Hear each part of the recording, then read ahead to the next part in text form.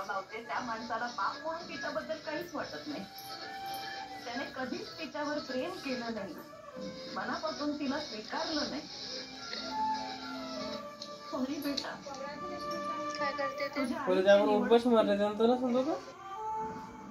तुझी आई म्हणून चूक म्हणून यासाठी मी तुझी माफी मागते. कधी मी या घरची मैत्रीण आहे. तुमच्या इतकं शिक्षण नक्कीच माझं झालं नाही. मी माझ्या वयाचा फायदा घेऊन लहान तोंडी मोठा घास घेतीये. अनुभवाने सांगते, तुम्ही आयुष्यात कधीच कुणाचं वाईट केलं नाही, त्यामुळे तुमचं कधीच वाईट होणार नाही. राहिला प्रश्न प्रेमाचा, तुम्ही कुणाच्याही बाबतीत हातचं राखून प्रेम केलेलं नाही. तेव्हा तुमच्याही बाबतीत आज ना उद्या तुम्हाला तुमचं खरं प्रेम मिळेल. नाही कमलाई, सगळ्याच प्रश्नांची उत्तर अनुभवाच्या गाठोड्यात, तत्वज्ञानाच्या पुस्तकात सापडत नसतात. काही गोष्टी ह्या तुमच्या नशिबातच असाव्या लागतात. आणि काही माणसांच्या बाबतीत माझं नशीबच फुटकंय.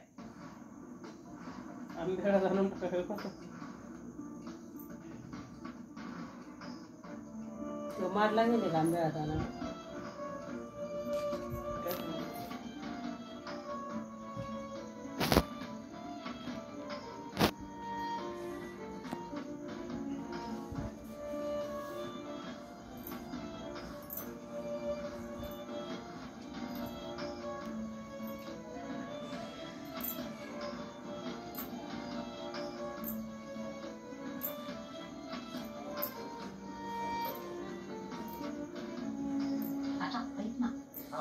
अरे ती मैत्रीण आपल्या यशला किती बोलत होती असं वाटत. काका ती फक्त बोलत होती, नशीब समज.